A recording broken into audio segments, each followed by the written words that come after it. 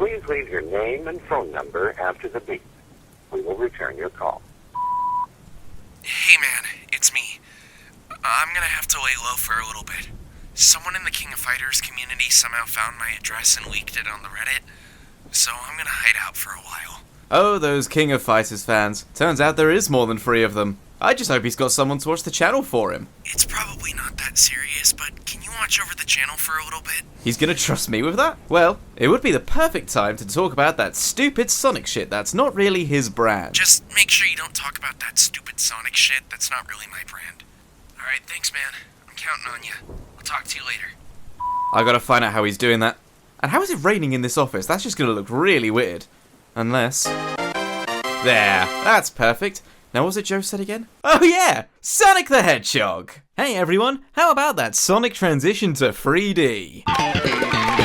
Easily the most common debated topic within the Sonic fandom, other than is Sonic 06 suddenly a secret gem, is how rough did Sonic have it going from 2D to 3D, and just where did it land us now? My name is Adam, and you may know me as the editor for JoeFredrick. It was working on the latest video for PlayStation platformers, where the topic of Sonic vs Mario came up, and just how far ahead Mario 64 was able to silence the console war in 1996, to a very clear Nintendo victory. While gathering footage for 3D Sonic games released around the same time as the Italian's 3D debut, it got me curious. Where was the first attempt to make Sonic 3D? And when we say 3D, does it have to be a direct 3D environment for Sonic to move around? Or does a 3D perspective count? Without being one for insanely long introductions, join me today as we take a look at Sonic's journey to the 3rd dimension.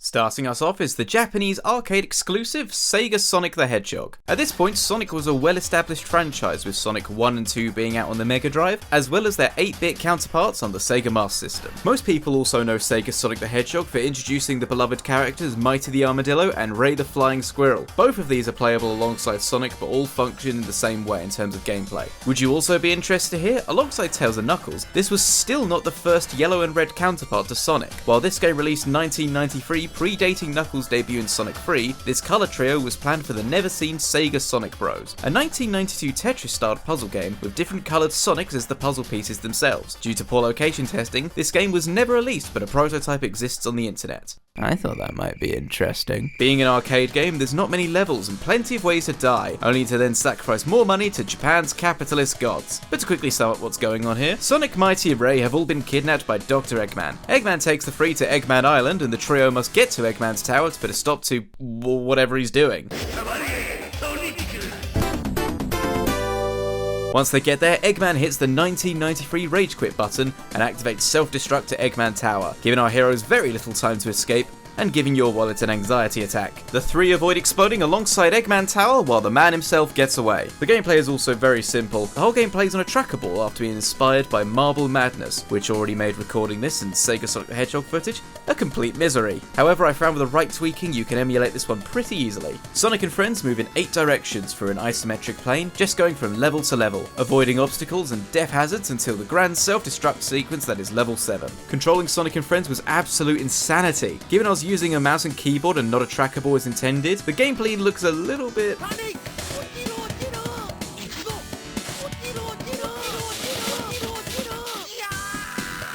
But I still managed to No, I didn't. I fucked up in the last 2 seconds of the final stage and I game overed. There it is, failure. If you're ever curious, give this one a go. It's easy enough to emulate nowadays and pretty harmless, but there's definitely better titles to check out in this series. Just not the one we're about to look at. Moving on swiftly, we have a Game Gear title that, while technically isn't a 3D game by nature, it still moves away from the left to right 2D plane, so I thought it was worth at least mentioning. But both these games are clearly not major attempts at 3D titles, so I promise we're not spending long here. Sonic Drift released in 1994, with its sequel being a 1995 release, and having just mentioned I wouldn't spend too much time here, thank God we're not. If you hate the idea of being able to control your car adequately, and would rather drive on the most boring maps on planet Earth, then the Sonic Drift games are just what you might be after. The game was not fun to play in the slightest. The power-ups and courses just were not doing it for me. I spent more time being confused and annoyed than anything. If I could credit the game in any way, I would say Sonic Drift 2 was slightly better than Sonic Drift 1, but that's only because I was crashing significantly less,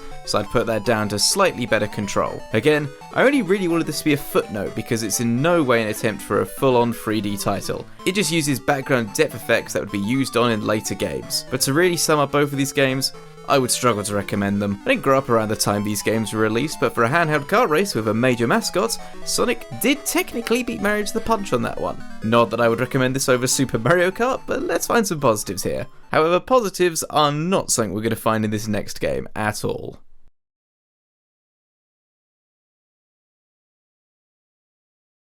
Sonic Labyrinth is another Game Gear title releasing in 1995, and while I don't think covering the stories of the next few games is going to be relevant, I can't help but just share what's going on in this one. Eggman is now fuming at how Sonic's high-speed antics always get in the way of his evil schemes. He decides enough is enough, so he proceeds to break into what I can only assume is Sonic's house, and does what anyone would do if you find your arch-nemesis asleep and vulnerable. He actually swaps Sonic's shoes for slowdown boots, which are powered by the Chaos Emeralds and can only be removed by the Chaos Emeralds.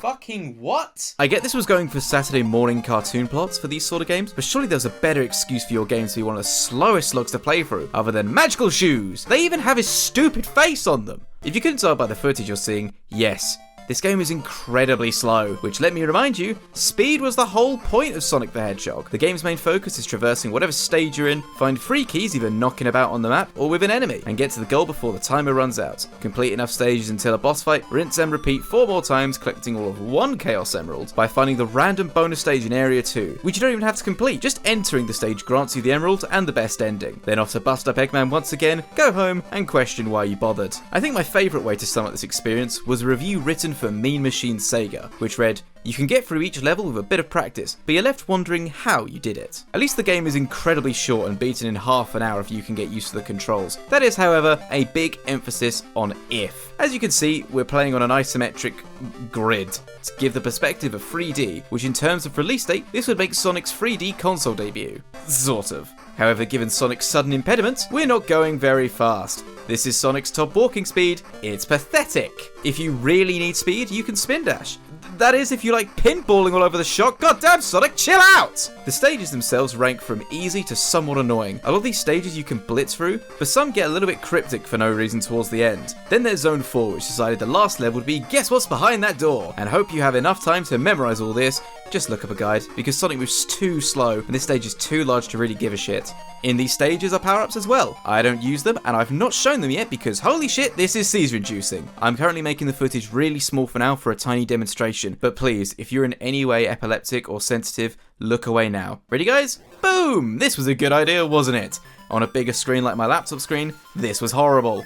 Sorry to anyone who's just had to switch tabs, you can switch back now. The bosses are all the same really. They launch some enemies, show up, you round them a couple times, with the final boss being a complete joke. I'm just moving up and down. There's no jumping in this game either, so spin dashing carefully is your way of movement here. Just know now you can cancel the spin dash. Please do, otherwise you'll be pinging everywhere like a kid in an espresso. This is one I can strongly recommend you don't bother with. Sonic's movement speed is just too painfully slow, and these levels are simply not fun to go through. I'm not getting annoyed by this, I'm just bored. If you like this game, then more power to you. I, on the other hand, would rather Eggman had just slip and get on with his bullshit than me having to deal with this bullshit. But hey, we can now move on to our next game, thankfully. We're leaving the Game Gear. For now. Another arcade exclusive, and another that's not going to need much time here. Sonic the Fight is a 3D fighting game which very hilariously only exists because one of the developers of Fighting Vipers decided to add Sonic and Tails in for shits and giggles. Sega said, "That's neat, now make a Sonic game like that." Hence any Fighting Vipers fans may notice the similarities. The game works on a 3D plane and has full 3D models, which would technically make this the very first 3D Sonic game. See? We're at actual 3D games now! For the meantime anyway. I also haven't talked about music much this video so far, which is strange given how notorious Sonic games are for their soundtrack. soundtracks, but this is a general look at with some overall thoughts rather than a full analytical review for each game, so I'm not about to make this into a tick box exercise. That being said, Sonic the Fighters has some really cool music. I especially love the fight with Metal Sonic's theme. There's also a healthy selection of characters with some now lesser seen ones such as Bean the Dynamite, Bark the Polar Bear, and Fang the Weasel. Sonic Mania fan service aside, you go through 8 matches against the whole cast to then face Metal Sonic, and finally Dr. Eggman in his mech. With this being an arcade game, Metal Sonic can get fucked! I found through most of the game I could spam Sonic's spin dash move and cheese it, but nope, not this arsehole, he wanted your money and your dignity! No joke, I spent 15 minutes on this fight alone, and while I technically improved a lot doing so, god damn I grew to resent his grab. At least the final fight with Eggman is therapeutic, as you're in hyper mode thanks to the emerald, so you can sort of just...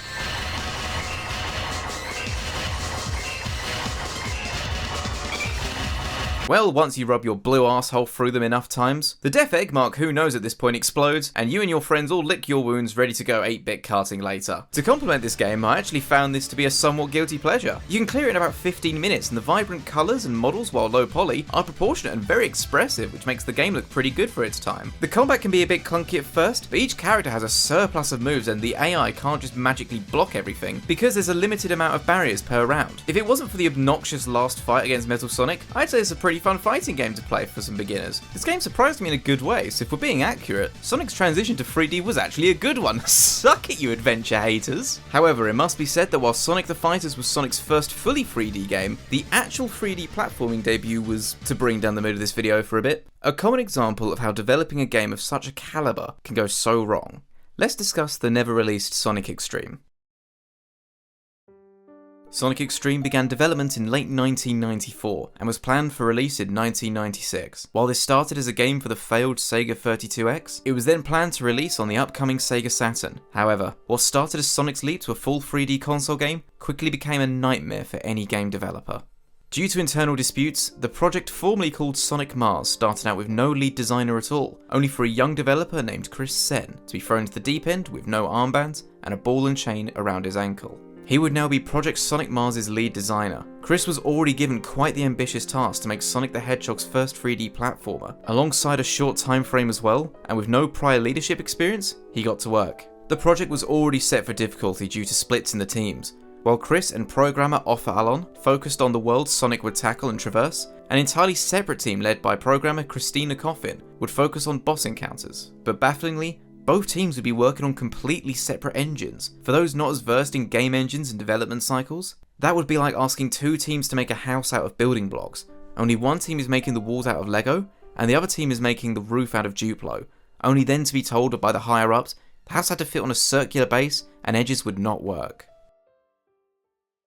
Furthermore, Allon and Chris's original demo was developed on a Macintosh-based platform, which when ported over to a PC ran fine, but as soon as it was then ported again to the upcoming Sega Saturn, the game would hardly reach 5 frames a second. With numerous reported delays and a seeming lack of progression, the executives at Sega America stepped in and brought in a third party called Point of View, who were tasked to assist porting the code to the Sega Saturn, but quickly caught the ire of Chris, who felt they were taking the project backwards instead of forwards, scoffing at their first demo of Sonic on an untextured checkerboard plane, effectively starting the whole project from scratch.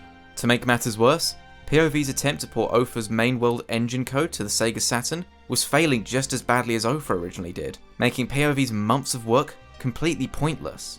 Which when the Sega of Japan representatives came to overview the project in 1996 and effectively saw 2 separate projects, Chris and Offa's engine and POV's engine, with neither of them running on the Saturn, this created a tense situation. The Sega of Japan team ordered Chris and Offa's team to make the game in Christina Coffin's boss encounter engine, as that was the only version that actually ran on its intended console, making Christina the new leader of what was now called Project Condor, and POV was seemingly given the boot. Chris, now suffering immeasurable physical and mental illness due to the project's complete failure and the stress that comes with it, took his engine that worked on the PC to Sega's PC division, in a final hope the game could at least be taken on as a PC exclusive. However, with no interest from the division, Chris and Offa's efforts were in vain. Offa then went on to leave the project entirely by his own steam, and Chris was not long after due to the ongoing health issues. This is where Sega saw the car crash that was happening in front of them, and finally, pulled the plug on the team, and Sonic Extreme's development ended. While a more somber tone to this video, I think it's important that with any video game franchise, the highs cannot always just overshadow the lows. And as much as we love to rag on bad games and certain developer practices, it's important to remember the sacrifice and years of development from people who start in this industry out of passion and a love for the franchises they work on and the art form that is video games, which can, and in this case did, end up in complete ruin. The footage and images you've been, and are seeing now, is what has been salvaged and uncovered over the years. While to me the levels seem to be more of an explorative nature, I can't exactly see where the high-speed momentum-based platforming would come in, which for a Sonic game I would have thought would be paramount. Alongside that, the game looks like many headaches would have been caused due to its fisheye lens style, which just looking at the footage, some people had already reported eye strain. As the game to release the same year alongside Super Mario 64, I honestly don't think this would have got the Sega Saturn in people's front rooms over the Nintendo 64. But regardless of what I think, this was to be Sonic's first fully 3D outing, and as such, I couldn't make this video without bringing it to light. Still, the development did influence one thing. Click on me for help. Sonic Schoolhouse. Yep, this certainly is a 3D Sonic game. Released October 1996, Sonic Schoolhouse is an edutainment game, designed for very young kids who still think the second zone of Sonic 3 is pronounced Hydrocity. In this game, you join Sonic and his demon summoned from hell itself, seriously what the fuck am I looking at, and play some exceptionally basic learning games such as spelling, maths and reading. The game can either be played with these arrows here on screen or on your keyboard, with Sega Entertainment's CEO at the time, Shinobu Toyoda, quoting, "It's like Doom for kids." Sonic himself is not playable, but acts more as the teacher in this game. But hey, here's a 3D model, so look, it's a 3D Sonic game! Interestingly enough, this 3D model is the one used in Sonic Extreme, as are a lot of the sprites used, so at least something made it out of that game. I'm sure it's fairly obvious that this just isn't a game I think anyone is going to decide to just play one day. I set up a virtual machine just to play this, and even then I ran into my fair share of issues. That being said, young kids, the target audience for this game, I think would actually like it. The lessons themselves are in a way that it really does make it feel like a game and not just studying or doing homework, and the various Sonic posters and Easter eggs are cool to find. I say kids would like it, but I suppose young kids of the 90s would be a more accurate description, as nowadays the life hack for entertainment or education with kids is to stick an iPad in their face and hope Charlie's toy unboxing doesn't run out of Batman figures. I would talk about the music for the sake of giving a better insight to this otherwise very obscure game, but, well...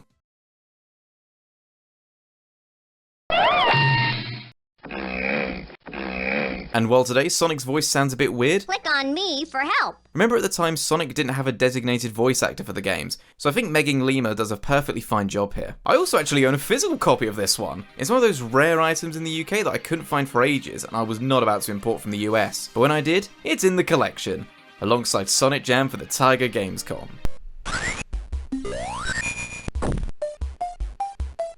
Yeah, I don't really want to talk about this game, so I'm going to vote we just move on now, huh? Sound good? Yep, sounds good, great.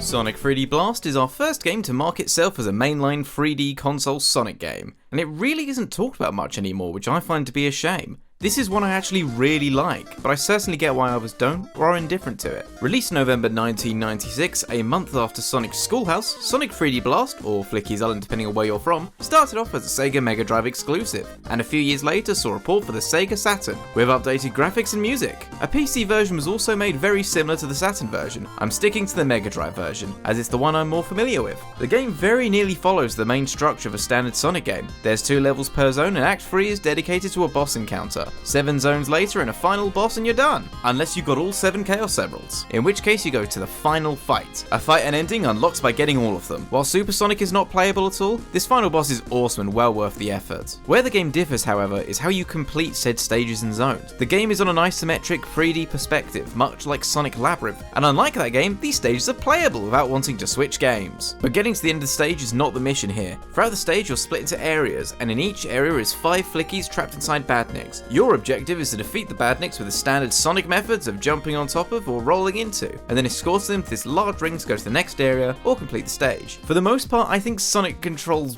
okay. While speed has had to take a slight hit for a game like this, I still think you can clear areas pretty quickly with a good eye for exploration. However, due to this perspective, some areas can be a bit awkward to traverse. I'm looking at you, Rusty Ruin. It's jumps like that which made me stop saying, why not just make a platformer like this? Because Jim Gadget decided to then show me exactly why. Fuck this specific platform right here. The controls just don't work for tight platforming like this, and combined with this wind thing being your only way onto this platform, it's all too easy to slide off, and this one bit gave me hell. While jumping on enemies is a good way to defeat badniks, the shadow is only helping so much, so if you decide to play this one, I will just focus on rolling. Some standard Sonic tropes are here, such as rings and power-ups, with this game also being the debut for the now standard homing attack. Granted, it's a shield power-up, but look, here it is! The fire shield is also a godsend for Volcano Valley and its lava floors. And hey, there's Tails and Knuckles! Around the map, and especially in breakable walls, because clearly they just want to be left in peace, Tails and Knuckles can be found. While they aren't playable, if you walk up to them with 50 rings, they'll take you to a special stage for the chance to nab a Chaos Emerald. And these emeralds may just be the easiest to get in the whole franchise. I'm dead serious. These stages provide no challenge at all, especially on the Mega Drive version anyway, as the Saturn and PC version are completely different, but still not incredibly challenging. What's even funnier is if you can find both of them in each stage, you'll never play the hard stages. Tails and Knuckles both have 7 stages each, but when you complete Tails Special Stage 1 and then find Knuckles, you're not going to Knuckles Special Stage 2, you're going to Knuckles Special Stage 1. In a playthrough where you can consistently get the 50 rings and find Tails and Knuckles, then at worst, the hardest special stage you'll play is Knuckles Special Stage 3 and Tails Special Stage 4.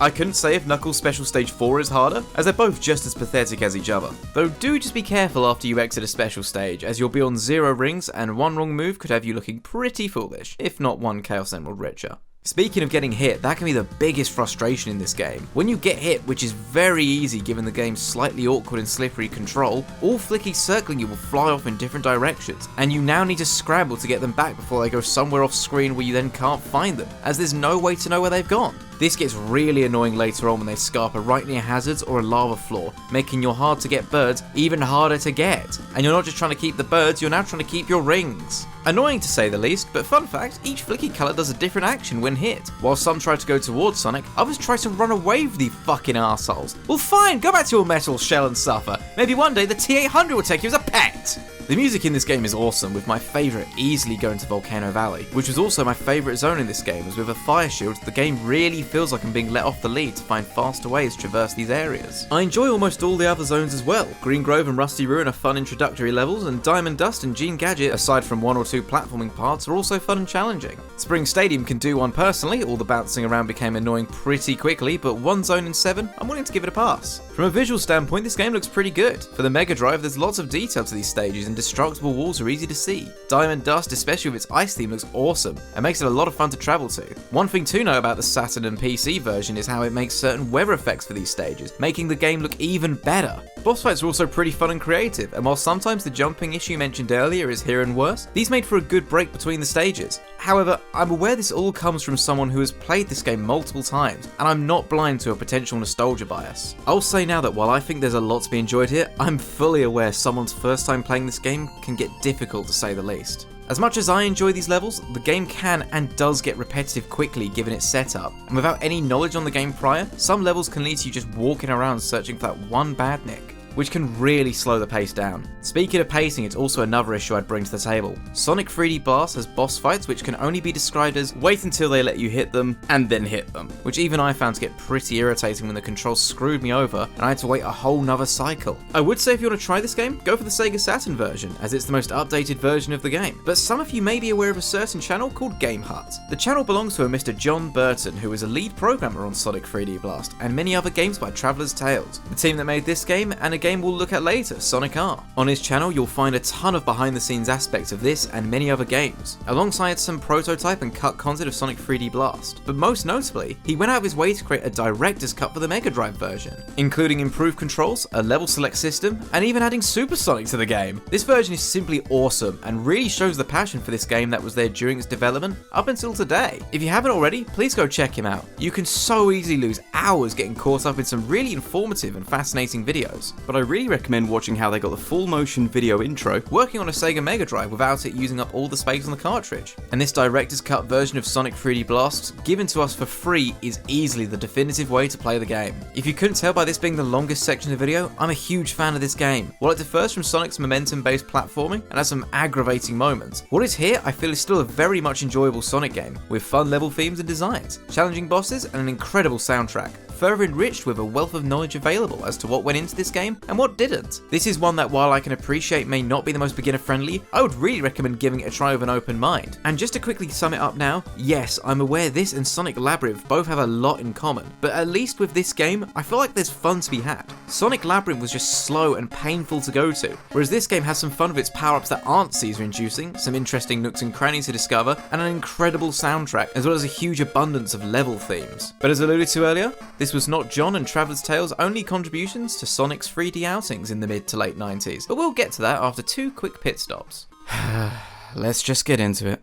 Slight detour, but in terms of release dates, Sonic Blast is our next game to look at, and oh boy, look at it! A December 1996 game for the Game Gear, and someone at Sega wanted to try Donkey Kong's pre-rendered 3D graphics on a handheld, just over 3 years before Nintendo did it correctly. This is arguably the most traditional Sonic game we'll be looking at today, as it's a 2D side-scroller with stages, bosses and emeralds to get, which I did not, because I'm not ready to talk about that yet. As you can see, the selling point for this game is the 3D pre-rendered sprites for both Sonic and Knuckles, who you can pick either or, both going on the same journey and both taking up more screen space than really necessary. The game is a chore no matter who you pick. The obscene screen crunch makes seeing things ahead a challenge in itself, leading to plenty of times where you'll just run into things with no idea they were there. The controls are also obnoxious to deal with. Sonic's acceleration is pitiful, yet he slips around like he's always on ice, making any and all platforming a pipe dream. Level architecture just doesn't work sometimes either, and to make matters worse, the levels themselves can fuck right off. Levels in Sonic Blast are either easier than subscribing to JoeFredrick, that funny little button on your screen by the way, or the bane of my existence like Blue Marine Zone. Holy shit, what a 180 in level design. If you asked me how I played Sonic Blast, the first 3 zones, because I couldn't see where I was going half the time, I was holding right and mashing the jump button, and that was working just fine. But then the developers realised that the game may have had a tiny resemblance of fun, and created this monstrosity of a zone. Blue Marine Zone turned my views on this game from it's ugly and boring, to it's ugly and I never want to touch this again. Let's list the reasons, shall we? Number 1, you're underwater, so already the slippery control is now much slower, making the puzzle level aspect even more arduous. Number 2, the method of puzzle element in this level is tubes. Tubes that take an unnecessary amount of time to travel through, just to put you somewhere else you may not even want to be. 3, the level is annoyingly large, meaning you hardly ever know where you are on the screen, and the screen crunch isn't helping in that department at all. 4, and worst of all, is the fucking water currents. Picked the wrong pipe or tried jumping over an enemy but overshot it? Well, you, my friend, are getting dragged back to the start of that section. Isn't that fun? Redoing the same part over and over again because the control wouldn't let me navigate Sonic where I wanted? Blue Marine Act 1, the opening pipe puzzle, I swear is unintentional. You have to get to the pipe above the one you launch out of, but the pipe below launches you so far you always get thrown into the bottom left pipe, taking you all the way back to the start of the puzzle. It's obnoxious. The only way I could do this was by mashing jump upon exiting and hoping I didn't overshoot it and go into the current. This is bullshit! Level 2 is just worse, as the large amount of dead ends makes this infuriating to eventually drown in, and I can't get to the bubbles quickly in time because Sonic's so goddamn slow in these sections. Not to mention, there's no way of knowing where to go. Unless I'm missing something, the rings don't guide you anywhere,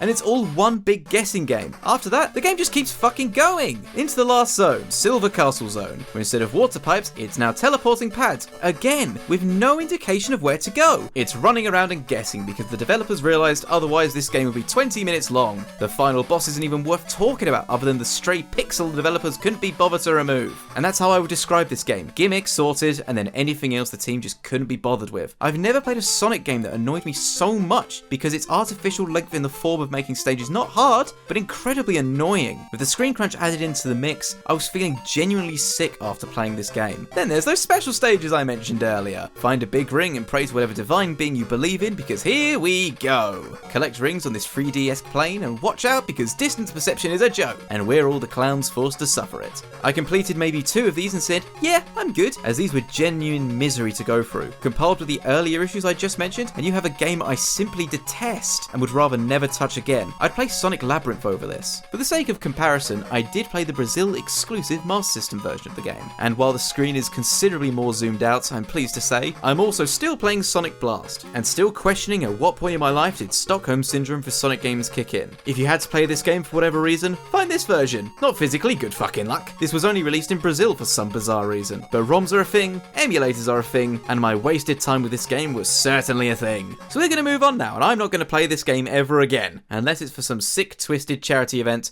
or I'm being held at gunpoint. Even then, the bullet's preferable. This will be another very quick footnote because while technically not a game in itself, Sonic Jam does have an open world 3D area, so I thought it was worth investigating. Primarily, Sonic Jam is a compilation of Sonic 1, 2, 3 and Sonic & Knuckles. Sonic CD is not included, yet its animated opening is, but this game does also come with lock-on modes to get your fix of Knuckles in Sonic 2. The game also included a difficulty select really interestingly. From what I could see, the new easy mode made more checkpoints, some levels shorter, bosses only needing to be hit 3 times instead of the usual 8, and some zones removed entirely. But that's not why we're here. Sonic Jam includes Sonic World, a small area to run around as Sonic and view museum items like artwork and the aforementioned Sonic CD animations. This is pretty neat if anything, and while in no way an actual game, this is a genuine glimpse as to what a Sonic platformer could have been on the Sega Saturn, and as a result, it's fascinating to explore. Controls are functional, I guess. There's enough to do in this world alongside a mission mode, but the camera was either too close or too far away, which made Sonic a blocky mess. Otherwise, this played fine. If a full game was made like this, I may struggle in faster sections due to the camera, but otherwise I can't complain. But anyway, let's go back to Traveller's Tale, shall we? Hope you're still in the mood for some more Sonic, because we're very near the finish line now with Sonic R, a November 1997 release for the Sega Saturn with a port to the PC coming a year later. Sonic R answers everyone's questions about the Sonic Drift games with, why is Sonic in a car? The franchise about a blue hedgehog running gets a racing game and he's on wheels? Even to this day they've kept Sonic in a car, and I'm genuinely puzzled as to why. But back on topic, Sonic R is the one and only racing game to stick Sonic and his friends on foot, except for Amy and Eggman, who decided that just wasn't their style. I get Eggman sticking to the Eggmobile, but why did Amy decide she needed to take a car? If the answer was character variety, then fair enough, I guess, but surely this presents a health and safety issue to the other foot racers. The cast is actually really cool. You have the main 5, Sonic, Tails, Knuckles, Amy and Eggman, but play the game enough and you can unlock Metal Knuckles, who design-wise looks awesome. There's also the fan favourite Metal Sonic. They knew you love robots, so Eggman Robo is here as well, and if you can nab all 7 Chaos Emeralds, you can unlock the obscenely broken Super Sonic, who just about shits on every other character. But more curiously, this game gave us Tails Doll, a literal possessed doll of Tails. What? Each character has their own unique moves, like how Knuckles can glide and Sonic can double jump. Amy can commit vehicular manslaughter, and Metal Knuckles just looks cool floating. Tails can fly, but I would advise even picking him as... Yep, that's enough footage. The courses themselves are actually pretty fun, pulling themes from other games. There may only be 5 courses, but each one also has weather conditions that randomly happen each race. One time, Resort Island is a sunny beach. The next, the lake is frozen over, so most characters can take easier shortcuts. And some of these shortcuts can make getting first place a complete cakewalk. Or just pick Supersonic, that'll do. The rings on each course are also used really well. If you get enough rings, you can take another route by unlocking a door. And some have Chaos Emeralds behind them or Sonic tokens. Finish in first for that race and the Emerald is yours. Collect all 5 tokens and finish in the top 3 and you can unlock one of the hidden characters, working towards your Super Sonic Racing. With that insane segue, this game has music. Oh boy, does it have music. I remember growing up and learning about this game, and everyone wanted to harp on the game for its controls and music. And while we'll get to the game's controls in a bit, I will never accept this game has bad music. Yes, it's incredibly cheesy, and yes, it is insane that this is the music chosen for a Sonic game. But it's just so upbeat, and I can't help but smile while listening to it. Super Sonic Racing is a banger, and it's even in Smash Bros. Ultimate. I love this game's soundtrack, and how absurd it is, I really do. If I see a vinyl of it somewhere, I'm gonna buy it in a heart. Oh. Huh. Let's go back to the game itself. It controls pretty weird. Depending on who you pick, you can suffer being obscenely slow, unable to turn, or guilty of looking really fucking cool. I stayed with Sonic most of the time because where cornering became an issue, his double jump really came in handy for some shortcuts, as did Knuckles' glide. And while I question Amy's choice of travelling, her car was really good at cornering, which makes the challenge of some courses sections a complete joke. This game actually impressed me by how much I was playing a racing game, but it still felt like a Sonic game. If you had good handling and knowledge of the game, you could take incredible shortcuts and make the game a breeze, which is just what I love about Sonic games, building a muscle memory of where to hit the jump and where to find little secrets. It was all here, and while overall the control could be much better, I had fun here. Is Sonic R a mediocre racing game? No. I'd actually say it's a somewhat bad one given how half the cast is useless against the other, and the other half controlled terribly or are immeasurably broken. Sonic R had me smiling though, and if a game is doing that, would you call it bad? As a fully 3D Sonic game, I'd say give this one a go. There's some fun to be had here. But with that, we're effectively wrapping up here for Sonic's journey to the 3rd dimension, as our next game is the one we all know for letting the world know exactly what Sonic Team would cook. Not for the Sega Saturn, and not to release at least close to Mario 64 at this point, but 3 years later, and on the Sega Dreamcast. Well, it's been a fun ride with some ups and downs, but like any good roller coaster, there's always a point to step off, let the adrenaline subside, and reflect on how we got here, which takes us to Sonic Adventure. This wasn't a spin-off, this wasn't a fighting or racing game, this was a full Sonic game with platforming, friends that are also playable, and in full 3D. If anyone's looking at the video length and wondering why this section isn't about to be the longest, well that's because, like I said, this is where we get off. Sonic Adventure is a landmark game for the Blue Blur, and is known for taking the 2D formula and creating an insane experience if you're playing Sonic, Tails, or at a stretch Knuckles.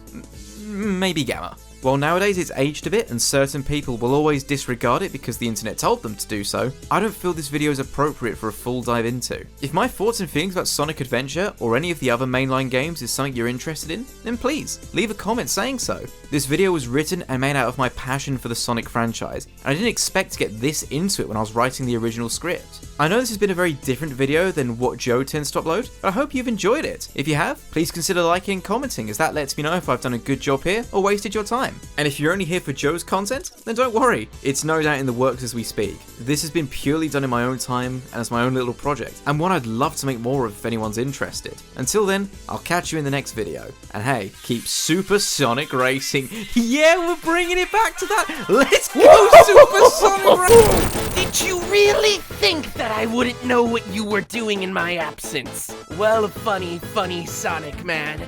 I hope you got all the enjoyment you wanted out of this video. Let's just say I'm always one step ahead of you. When did you put your face on my shoes? God damn it, that's a Sonic Labyrinth reference. I fucking hate Sonic Labyrinth.